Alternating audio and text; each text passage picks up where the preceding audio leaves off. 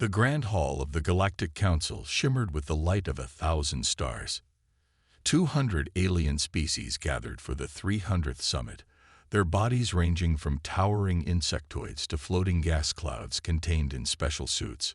Among them walked the humans, smaller than most but standing straight with quiet dignity. Ambassador James Ward adjusted his formal blue uniform as he prepared to address the council once more. For 80 years, humanity had kept its promise of peace. For 80 years, they had watched as the Viridian Alliance slowly took what wasn't theirs, one minor border dispute at a time. The council recognizes the human ambassador, announced the massive Drell overseer, its 6 eyes blinking in sequence. James stepped forward to the speaking platform. At 58, his hair had grayed at the temples, but his eyes remained sharp and clear. Behind him stood his team, 3 men and 2 women who represented Earth's diplomatic corps. Esteemed members of the council, James began, his voice echoing through the chamber. I come before you today with grave news. 3 days ago, a human research outpost near Neptune was destroyed in an unprovoked attack. All evidence points to Viridian warships. Murmurs spread across the hall. The Viridian representative, a tall being with blue-scaled skin, simply tilted its head. 63 civilians were killed. Scientists, families. James continued, keeping his voice steady though his hands gripped the podium tightly. We ask the council to condemn this action and demand the Viridians withdraw from our outer system immediately. The Drell overseer's voice boomed. The council will take this matter under advisement. Under advisement, James repeated. This is the 7th incident in 2 years. We have followed every protocol, filed every report. Where is the justice the council promised when Earth joined? The evidence is not conclusive, the Viridian representative cut in smoothly. Perhaps your outpost experienced a regrettable accident. A soft beep from James' wrist device interrupted the exchange. He glanced down, and his face went perfectly still. The message was simple. Among the confirmed dead were his wife Lisa and their daughter Emma, who had been visiting the outpost for a science exhibition. Something changed in James' eyes. The other human diplomats noticed it immediately. One tried to step forward, but James raised his hand slightly, stopping them.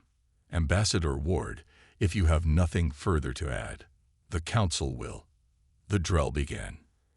I have something to add, James said, his voice now cold and clear.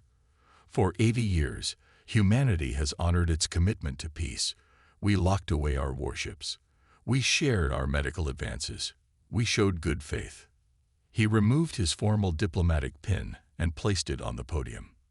In return, you have allowed our people to be killed. You have looked away while our territory was taken. You have betrayed every principle this council claims to uphold. The hall grew completely silent. As the authorized representative of Earth and all human colonies, I hereby formally renounce our peace doctrine, effective immediately. Gasps echoed across the chamber. Several delegates rose from their seats in alarm. What does this mean? Demanded the Viridian, true concern showing for the first time. James looked directly at the blue-scaled being. It means exactly what you fear it means. The humans behind James moved in perfect unison, turning their backs on the council and walking toward the exit. James was the last to turn away. As they reached the door, alarms began to sound throughout the council chamber. On every screen, emergency notifications flashed. The ancient myriad representative, a being seldom seen at regular proceedings, had triggered the highest level of alert. The wizened myriad's voice crackled over the confusion. The humans have been reclassified. Alert all worlds. The apex predators have abandoned peace. James didn't look back as the doors closed behind him. He touched his wrist device, sending the simple message to Earth Command. Activate Protocol Prometheus. As their shuttle departed the council station, one of the younger diplomats asked quietly, Sir, was your family really on the outpost? James looked out at the stars. Yes, he said simply. The Viridians just killed the last reason I had to believe in peace. The shuttle accelerated away from the station, which continued to pulse with emergency lights. Behind them, the Council was already breaking into factions, some arguing for immediate military action, others for appeasement. But it was too late. For the first time in 80 years, humanity was united in anger. And the galaxy was about to remember why that was something to fear. Admiral Kate Miller stood before the massive steel doors that hadn't been opened in 80 years. Deep beneath the lunar surface, this forgotten complex held the keys to humanity's true power. Her breath created small clouds in the cold air as she waited for the ancient systems to recognize her command codes. "Authorization accepted," announced a calm computer voice. "Welcome, Admiral Miller." The doors slid apart with a deep groan of metal, revealing a vast darkened chamber beyond. As Kate stepped forward, lights began to activate in sequence, illuminating what the Galactic Council had never been allowed to see. Warships, hundreds of them, suspended in massive underground docks. Not the simple defensive vessels that patrolled Earth space, but true weapons of war. Sleek destroyers with railgun arrays. Massive carriers designed to launch fighter swarms. Heavy battleships with planet-cracking potential. "They're beautiful," whispered Commander Tom Reed, Kate's second-in-command. "I've only seen them in historical records." Kate nodded as she walked toward a control center at the heart of the chamber. "When we joined the Council, we agreed to seal away our military might as a show of good faith, but we never dismantled it." The control center hummed to life as Kate placed her palm on the main console. Screens lit up around her, showing similar facilities activating across the solar system. Hidden shipyards on Mars, weapon caches in the asteroid belt, research labs in the moons of Jupiter. "How long until we're combat ready?" asked Reed. Kate studied the readiness reports flooding her screens. "The automated maintenance systems have kept everything in perfect condition. The first fleet can deploy in 48 hours. On a nearby screen, a news broadcast showed the human delegation returning from the Council station. Ambassador Ward's face was grim as reporters surrounded him. "Is it true?" one shouted. "Has Earth withdrawn from the peace doctrine?" Ward looked directly into the camera. "For 80 years, we tried to be the conscience of the galaxy. Now we will be its reckoning." In another section of the lunar base, General Marcus Davis unsealed a room that only 5 humans in the galaxy had access to. Inside were detailed files on every Council species, their military capabilities, defensive systems, biological weaknesses, and strategic vulnerabilities. "Begin distribution of the tactical packages," he ordered his staff. "Every ship captain needs to know exactly what they're facing." Back in the main chamber, Admiral Miller accessed a secure terminal marked PRO-METEUS. The screen requested final authorization. "Computer, this is Admiral Catherine Miller, Earth Defense Force. Authorization code Delta 7 Omega Phoenix. Activate Project Prometheus." "Warning," responded the computer. "Project Prometheus violates 16 Galactic Council peace treaties. Confirm activation." Kate took a deep breath. Confirmed. Throughout the lunar base, special manufacturing units began to produce weapons designed specifically to target each alien species' unique vulnerabilities, weapons the humans had theorized but never built until now. Above Earth, the Council observation post watched with growing alarm as human ships began changing their configurations. Defensive shields were replaced with weapon mounts. Communication arrays transformed into targeting systems. "The humans are arming every vessel they have," reported the Tellurian observer to the Council. "Even their civilian ships are being retrofitted for combat roles." In the Council chamber, the ancient Myriad Elder addressed the panicked representatives. "You fools. Did you think they survived their bloody history by chance? Humans come from a death world where everything evolved to kill. They chose peace when they joined us. Now they are choosing to be what they always were, the most dangerous predators their world ever produced." On Earth, Admiral Miller addressed her newly awakened fleet commanders. Her words were broadcast to every human settlement across the solar system. "For nearly a century, We tried peace. We extended our hands in friendship. Now we will show them why our ancestors conquered our world, and why the stars will be no different. The Viridian homeworld glowed with celebration lights. Across the blue-green planet, the scaled inhabitants gathered in great crowds to watch public broadcasts of their recent victory. Military leaders accepted medals and promotions for what they called the successful neutralization of human expansion. In the capital city, High Commander Drell addressed the cheering masses from a towering platform. The humans have been taught their place in the galaxy. Their weak outpost is gone, and their complaints to the Council have fallen on deaf ears, as we knew they would. The crowds roared their approval. Few noticed the strange flickers in the night sky above them. Commander Alex Reyes and his team of 12 humans moved through the orbital defense network in perfect silence. Their ships, barely larger than escape pods, had bypassed the Viridian scanners by matching the energy signature of space debris. Each human wore a specialized stealth suit that rendered them nearly invisible. Team 1 in position at Primary Defense Hub, whispered Lieutenant Rosa over the secure comm line. Team 2 ready at the planetary shield generator, confirmed Surgeon Jackson. Alex checked his tactical display. All 12 infiltration points were green. His team had spent years studying Viridian security systems, waiting for this moment. Remember, no casualties, Alex reminded his team. We're sending a message, not starting a slaughter. With precise coordination, the humans placed small devices on critical junction points throughout the defense network.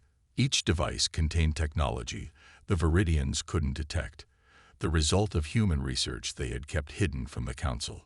In the Command Center for Viridian Planetary Defense, a junior officer noticed a small anomaly in the shield harmonics. "Sir, I'm detecting a minor fluctuation in Sector 7. His superior waved away the concern. Probably solar interference. The humans have made the Council nervous with their dramatic exit, but they're harmless. They've been peaceful for so long they've forgotten how to fight." On his signal, Alex activated the devices. Across the entire Viridian defense system, critical systems began to shut down in careful sequence. Shield generators powered down. Weapon platforms went offline. Communication arrays fell silent.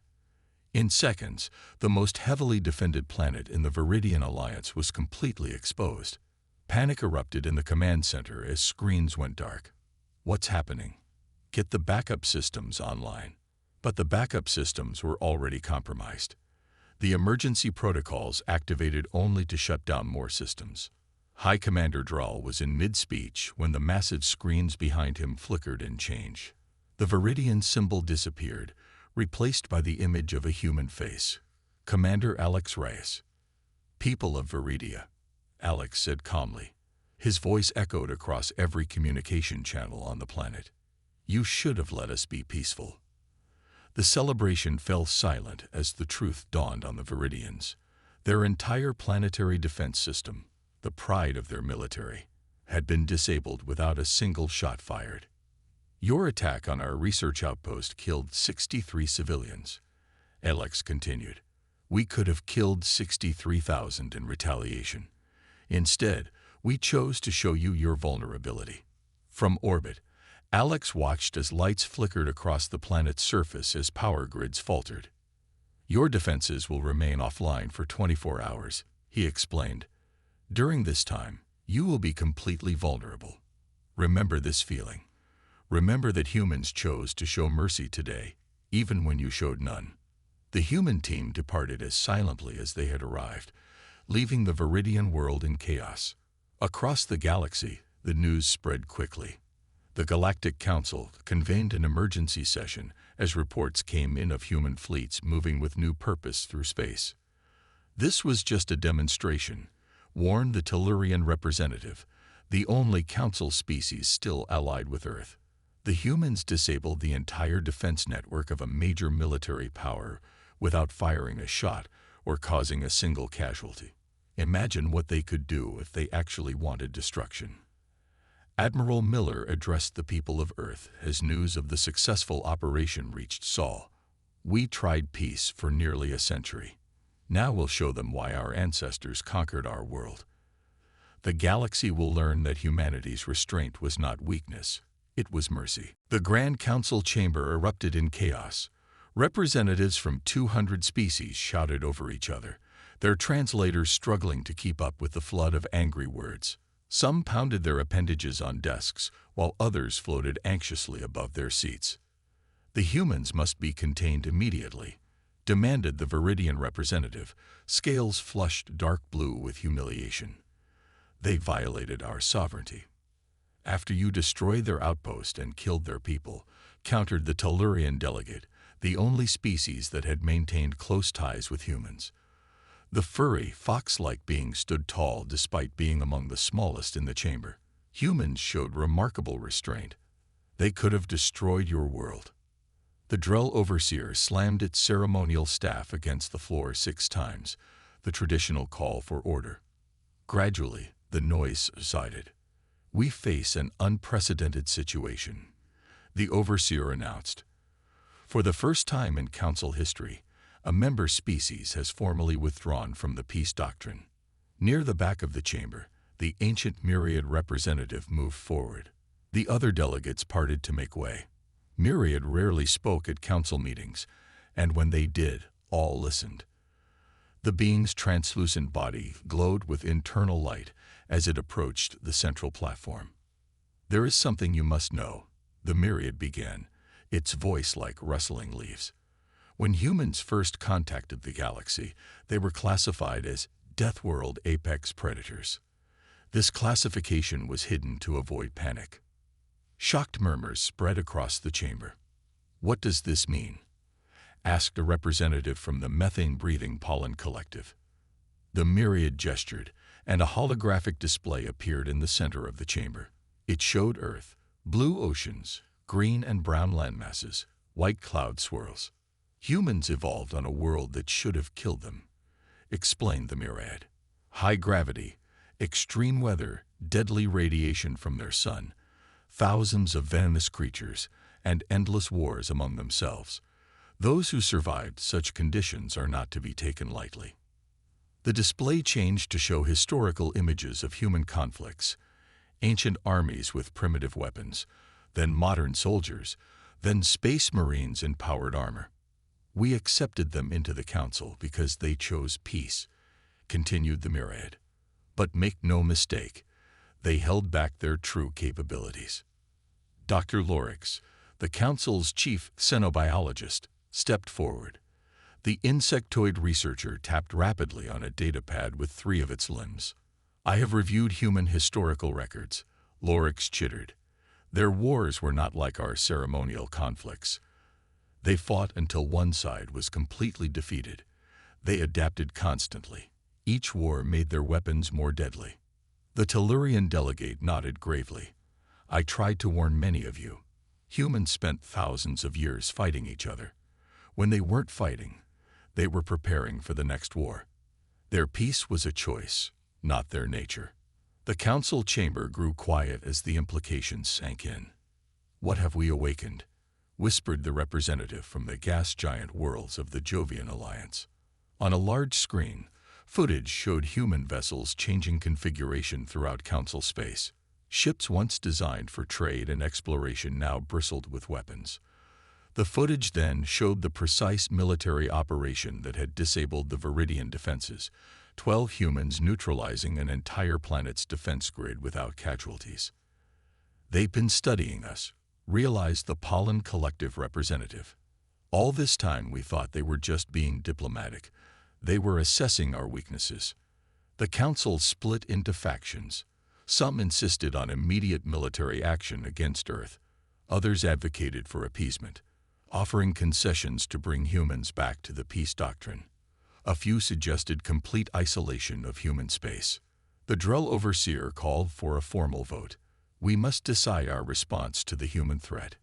After heated debate, the council voted 119 to 81 to launch a preemptive strike against Earth. As the session ended, the ancient Myriad approached the Tellurian delegate. "You know them best," the Myriad said softly. "Will they destroy us?" The Tellurian looked up at the glowing being. Humans don't want to rule the galaxy. They just wanted to be left in peace. Now they'll settle for being respected or feared. The massive alien armada appeared at the edge of the solar system, emerging from faster-than-light travel in a brilliant flash of energy. Over 300 warships from 20 different council species formed a battle line that stretched across space. Their hulls gleamed in the distant sunlight, weapon ports open and shields humming with power. Admiral Kate Miller watched the tactical display aboard the human flagship Prometheus. Her face remained calm, but her eyes tracked every enemy vessel with predatory focus. "They brought everything they had," observed Commander Reed beside her. "Nearly a third of the Council's combined military strength." Kate nodded. "Just as we predicted." She opened a channel to the assembled human fleet. "All vessels, this is Admiral Miller. Operation Leonidas is now active. Assume defensive formation Delta and prepare planetary shield grid." Across the solar system, hidden defense platforms that had remained dormant for 80 years came online. A web of energy began to form around Earth and its colonies, technology far beyond what the Council believed humans possessed. The alien admiral, a towering Drell named Orcs, sent a message across open channels. "Attention human forces. By order of the Galactic Council, you are commanded to stand down and surrender your military capabilities. Refuse, and we will be forced to take action." Kate allowed herself a small smile. "Open a channel to the Drell flagship." When the connection was established, she spoke clearly. "This is Admiral Catherine Miller of Earth Defense Force. You have entered sovereign human space with hostile intent. You will power down your weapons and withdraw, or you will learn why we were feared long before we joined your council." On the Drell flagship, Admiral Vorex turned to his tactical officer. "They're bluffing. Their fleet is half our size." The tactical officer, a veteran of many campaigns, looked uncertain. "Sir, their formation is unusual. They're positioning as if they want us to attack certain vectors." "It's desperation," Vorex declared. "All ships, advance and engage. Target their largest vessels first." The Council Armada moved forward in standard attack formation, spreading into a wide arc to envelop the human defenders. Their first volley of energy weapons and missile swarms launched toward Earth's fleet. Kate's voice remained steady as she gave her order. "All ships, execute Thermopylae maneuver." What happened next shocked the Council forces. The human ships moved in ways that defied conventional space tactics. They deliberately opened gaps in their formation, then closed them just as enemy fire passed through. Ships rotated and accelerated at speeds that would have crushed most species, their crews clearly adapted to withstand forces that would kill other beings. "Impossible," whispered the Drell tactical officer. "No organic species could survive those key forces." The human counterattack was devastating. Their weapons weren't just powerful, they were specifically calibrated to exploit the weaknesses of each alien vessel. Shields tuned to stop energy weapons were bypassed by specialized kinetic rounds. Armor designed to deflect physical impacts was melted by focused particle beams. "They're targeting our specific weaknesses," reported a panicked officer aboard the Viridian support cruiser. "How do they know the resonance frequency of our shield generators?" In the command center beneath the lunar surface, General Davis monitored the battle. "Tactical package Sigma 9 is working perfectly," he reported to Earth Command. "The Council forces are responding exactly as our simulations predicted." Back on the Prometheus, Kate watched as the first wave of Council ships broke formation. "Launch fighter squadrons," she ordered. "Target their command and control systems only." Human fighter craft swarmed from carrier ships. Unlike the bulky fighters of other species, human craft were small, fast, and piloted by individuals who had trained specifically to counter alien tactics. They slipped through defensive fire with maneuvers that seemed suicidal, but proved devastatingly effective.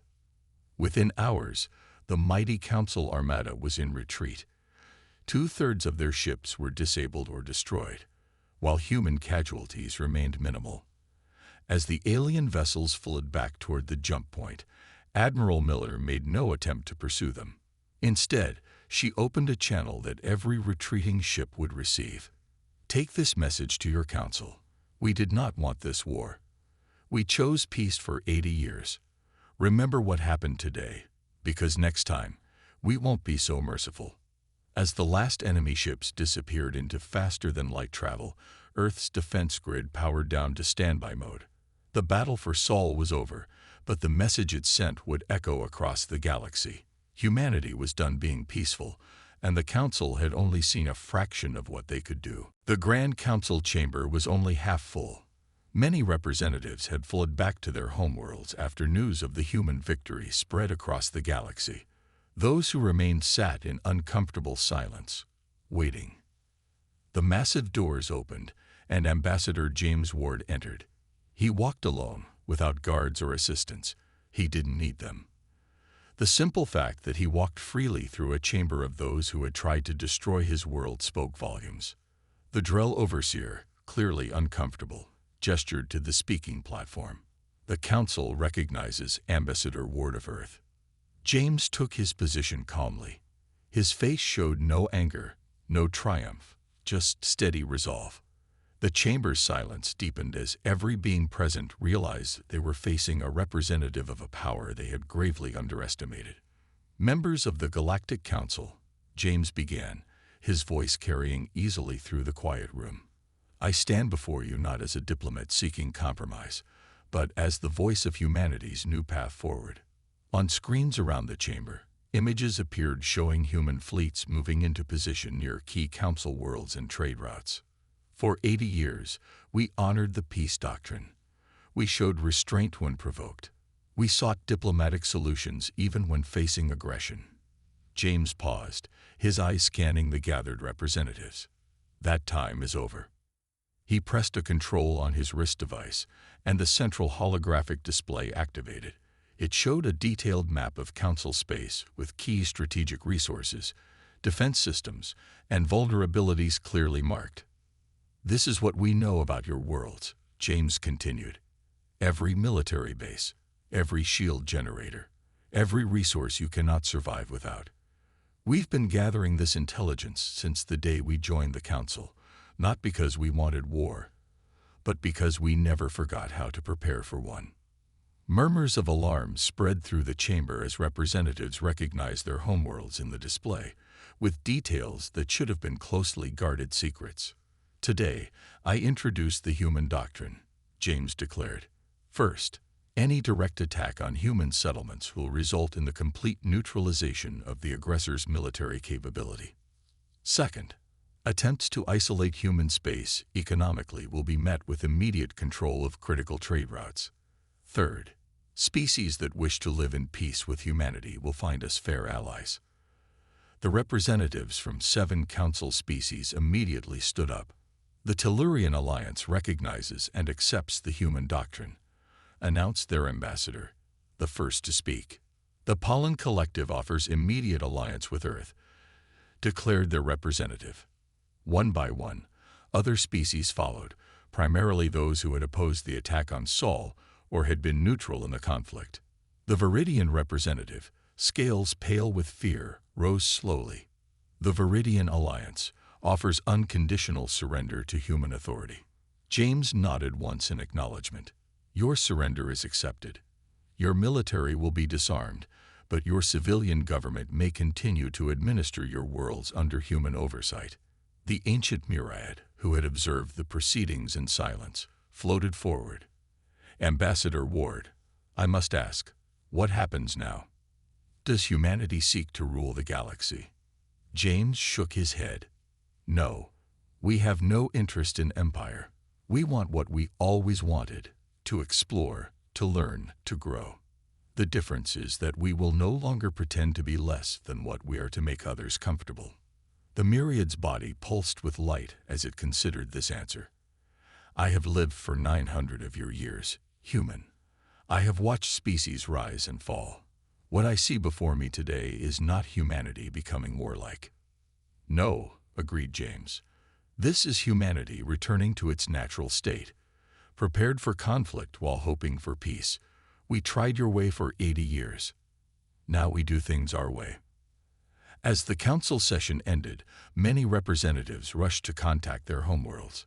Some were already drafting alliance proposals with Earth. Others were preparing evacuation plans.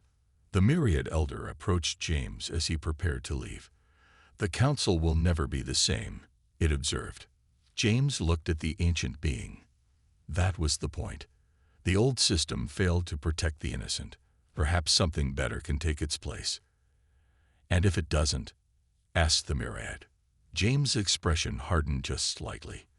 "Then humanity will build something that does." 1 Earth year had passed since the Battle of Sci. The galaxy operated under a new order that few could have imagined before humanity abandoned peace. Stars that had witnessed countless cycles of alien conflict now shone down on something unexpected: stability. Admiral Kate Miller stood on the observation deck of the newly constructed Harmony Station, a massive structure orbiting at the neutral point between 3 major galactic territories. Below her, representatives from 37 species moved through the grand halls, engaged in trade negotiations and diplomatic talks. Conflict between the Pollen Collective and the Jovian Alliance has dropped by 86% in the last quarter, reported Commander Reed, reviewing data on his tablet. The joint patrols seem to be working. Kate nodded, watching as a group of Viridian younglings followed a human teacher into an education center. "How are our new students progressing?" "Better than expected," Reed replied. "The Viridians especially. They're surprisingly quick learners once you get past their natural aggression." In another section of the station, Commander Alex Reyes supervised training exercises for a mixed group of alien security forces. The same precision and discipline that had allowed his team to disable an entire planetary defense system was now being taught to former enemies. Again, Alex instructed a Viridian officer who struggled with a human-designed targeting system. "Remember, it's not about raw power. It's about applying the right force at the right moment." The blue scale being tried once more, its movements becoming smoother as it adapted to the human approach. "This is different from how we were taught," the Viridian admitted. "That's the point," Alex explained patiently. "Your military valued overwhelming force. We value precision and adaptability. One day, you'll appreciate the difference." On Earth, Ambassador James Ward met with the newly formed Galactic Coordination Council in what had once been the United Nations headquarters. Representatives from all major species sat around a circular table, with none given position of prominence, a human design principle that had initially confused many alien diplomats. "The transition to the new bylaws has been completed in 80% of former council space," announced the Tellurian representative. "Most resistance has been passive rather than violent." James nodded in approval. "And the aid packages to worlds affected by previous conflicts?" "Distribution is proceeding on schedule," replied the Myriad delegate. "Though I must note, many species find it strange that humans are providing resources to worlds that once supported action against Earth." "They'll understand eventually," James said. "Stability requires both strength and compassion. We demonstrated our strength at the Battle of Sci. Now we demonstrate the other half of the equation." Later that day, James traveled to the site of the destroyed Neptune research outpost. A memorial had been constructed, a simple sphere of polished Earth stone floating in space, engraved with the names of those who had died. He placed his hand against the cold surface, finding the names of his wife and daughter among the others. "They would be proud," said a voice behind him. The Drell overseer, once the voice of the council that had voted to attack Earth, now served as a liaison between old power structures and new. "I hope so," James replied. "Everything changed because of what happened here. Many in the galaxy fear what you have created," the Drell admitted. "They call it doom." James looked out at the stars beyond the memorial. Human ships patrolled nearby, their presence both a protection and a warning. "Do you know what humans called the most peaceful era in our ancient history?" The Drell tilted its massive head. "No. Pax Romana, the Roman peace," James explained. It wasn't truly peace as we define it now. It was order maintained by the implied threat of overwhelming force, by a power willing to use that force if necessary. Beyond the memorial, a human transport ship passed by, escorting vessels from 3 different alien worlds. Their crews worked together now, adapting to human methods and technologies. "We gave peace every chance," James said, his voice soft but firm. "We tried for 80 years to show the galaxy a better way. In the end, we had to embrace what we always were, warriors who dream of peace but prepare for war." He touched the memorial once more, fingers tracing the names of the lost. "Some call it doom," he said. "We call it justice."